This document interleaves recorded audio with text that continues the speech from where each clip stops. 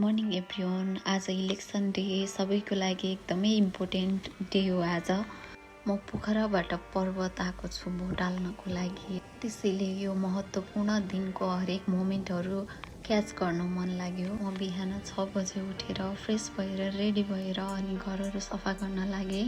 हाम्रो घर अगाडिको रोड एकदमै कच्ची छ अनि त्यहीँबाट धुलो आउँछ कि घरभित्र।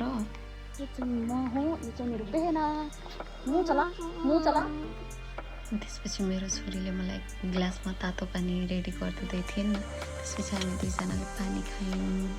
हाम्रो बिहानीको सुरुवात मन तातो पानीबाट गऱ्यौँ हामीले। दिदीले चाहिँ कालो चिया बनाउँदै हुनुहुन्थ्यो। बिहान छिट्टै भोट हाल्न जाने भनेर बुवा मम्मीहरू सबै रेडी हुनुभएको थियो। हजुरहरूको बिहानीको सुरुवात कालो कफी र दुध चियाबाट भयो होला, तर हामी लेमन टी खाएर सुरु गर्दैछौँ। ह्याप्पी चुनावको डे है।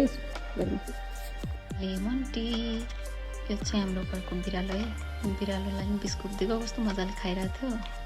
अनि कहिलेकाहीँ यता आउँदाखेरि चाहिँ मलाई एकदमै रमाइलो लाग्छ कि घाँस काट्नलाई। अनि दिदी र म भएर घाँस काट्यौँ दिउँसो सजिलो हुन्छ भनेर। अनि सबै काटिरहेको थियौँ हामीले। यताको गरामा पनि देखाइरहेको छु मैले घाँस काटेको त्यत्रो।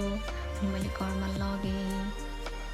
यता नातिनी र हजुरआमाको फोटो खिचिदिनु पऱ्यो अरे, यो खिच्दिएँ त त्यो भएर रिसाइरहेको थिएँ।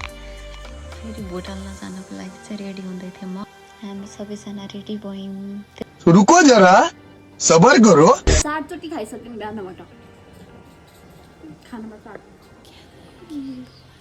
अनि बेलामा हामी दिदीहरू मम्मीहरू भएर हिँड्न लाग्यौँ। ल हामी हिँड्यौँ भोट हाल्न। खै ब्याग हाम्रो किन हाल्यो? आन्टी मम्मी दाजु ब्याग त भनिन सही आयो क्या है गरिमाको।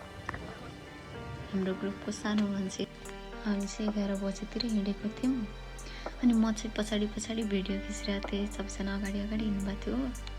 हामी दुईजना मात्र थियौँ कि पछाडि। हामी फोटो भिडियोहरू बनाउँदै हिँड्दा ढिलो गरिरहेको थियौँ। हामी चाहिँ बाँसघारीमा कति राम्रो लागेको कि यो बाटो चाहिँ अब बनाउँदै हुनुहुन्छ कि बल्ल। अनि धुलै थियो। भोट दिनको लागि चाहिँ म कति धेरै एक्साइटेड थिएँ। गरिमा खै तिम्रो नाम छ कि छैन? तिम्रो के थरमा चाहिँ हो? हामी भोट हाल्नलाई रेडी है। गरिमा रेडी हो?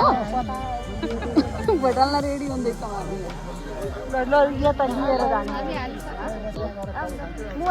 हामी चाहिँ भोट हाल्न गयौँ ल है हामीले भोट हाल्यो ब्याङ। खै तपाईँको भोट हाल्नु ल? हामीले मम्मी देखाउनु त। ए हातमा यतापट्टि लगाइदिनु भएछ।